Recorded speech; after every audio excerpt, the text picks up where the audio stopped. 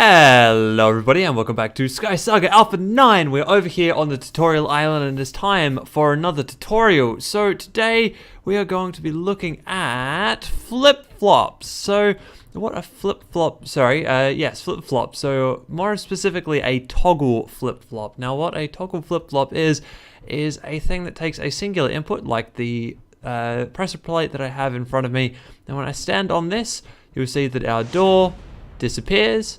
And then if I stand on this again, our door reappears. So this is what a toggle flip-flop does. It takes a single input and allows you to turn something on with the first push and off again with the second push, just like that. Now I can leave this on for as long as I like. I could walk around, I could do whatever else I like. I could take a quick little tour of the tutorial island over here. We can make some music. Then we can come back, and as you can see, that door is still open, still open, still open.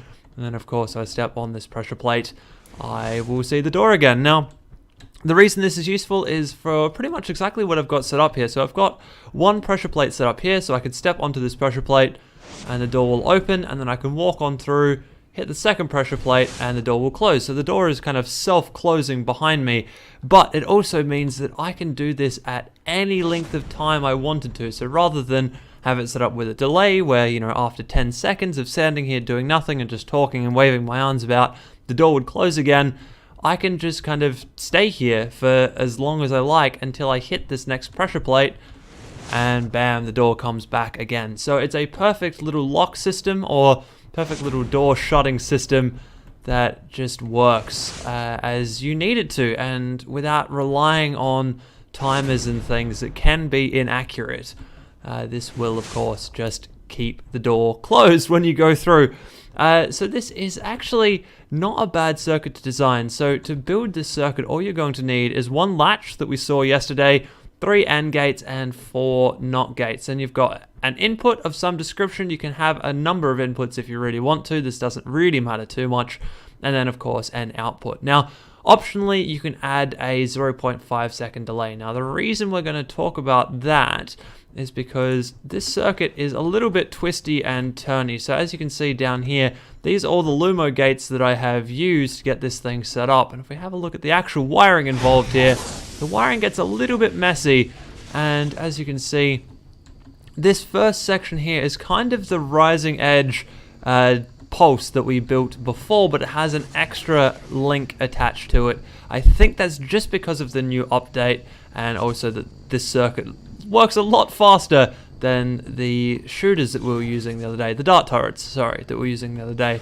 So obviously it gets a little bit complicated to link up every single input to all 3 places you need to do. So you can optionally add a 0.5 second delay, and that allows you to do this. Hang on, I just need to get rid of these blocks. Go through, and as you can see what I've done here, I've linked the input up to the 0.5 second delay, and then I've linked the 0.5 second delay to the 3 points in the circuit I need to link it to. Now that means that any other input I want to input into this thing, all I need to do is link that input into the 0.5 second delay, and there is nothing else that needs to be done. It just needs to go into there, because then of course that signal will be passed through to the 3 main points that it needs to go to. So obviously that's all well and good, but you guys probably need to actually see how you build this thing. So we're going to go over here and we're going to start by placing down our input. Now this I'm going to do first, but you can do that at any point realistically.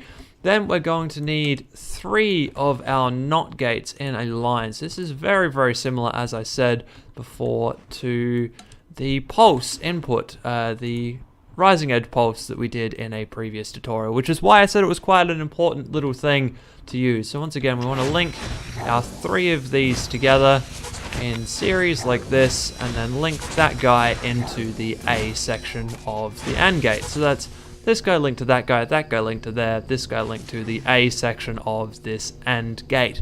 So there you go, this is our little input setup. Now obviously our input can then run from either this pressure plate into this AND gate, that AND gate, and the B side, or as I was mentioning before, we can set down our little 0.5 second delay. This is the way I'm going to do it. So here we go, that's our 0.5 second delay, and we're going to link him into that AND gate, that NOT gate, that NOT gate, and of course the B side down here.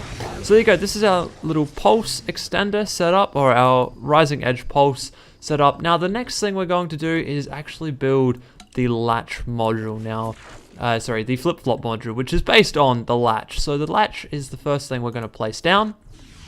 So there we go, that's our latch placed down. Now, as I mentioned in the previous episode, a latch works by having an on input condition and an off input condition. So what we want to do this time round is have it so that when the latch is on, the next thing that's going to happen is to turn itself off again. So the way we do that is with two AND gates and a NOT gate. So this AND gate over here, that AND gate is going to go like that. This AND gate is going to go here, and then of course we need a NOT gate. Now, the reason we're doing these AND gates is these AND gates need to be linked up to our input pulse. So we're going to take our input pulse and link that up to the A side of both of these, so 1 and 2, and that means that this latch is not going to change without a pulse from our pulse input over here. Now, what we want to do is, thinking about this logically, this is an inversion gate, so that means that when the latch is off, this guy is going to be high, which is going to drive this guy high, which is going to try to turn that to on. So that's how we connect up the on side. So we want to go, NOT gate goes into the B side down here, and then this guy goes into the on. So now what we need to do is take the output of the latch and feed it back into this NOT gate, just like that. Now, once again, that means that if this output is off, then this NOT gate is powered, which means that when this pulse comes through, this AND gate will be powered, and that's going to turn this guy on. Now, the same is true for the other way around over here. When this guy is on, we're going to link him through into this AND gate, so the B side of this AND gate. So when this guy is on, this guy's going to be powered up when a pulse comes through, so that means this needs to go to the off section over here.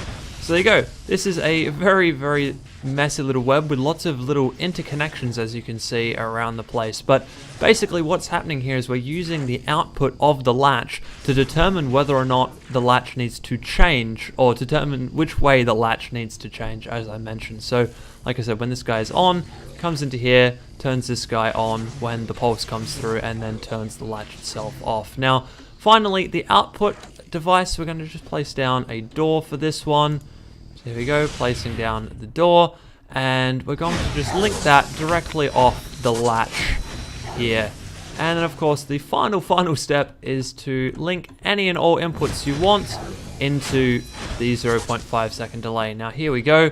As you can see, everything is turned off right now, but then if we step onto this plate, we get a single pulse and the door opens up like that. And then of course we step onto this again, get another pulse, and the door closes up. So there you go. This is the flip-flop. This is, as far as I know, this is the shortest and most compact way of doing it.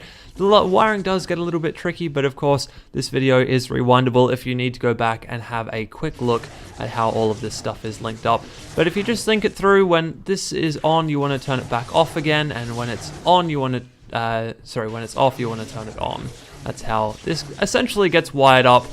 The real tricky piece comes with a little pulse extender, but once again, we have talked about these in a previous episode. So there you go. That is how you hook up a flip-flop, or a toggle flip-flop, as this one actually is.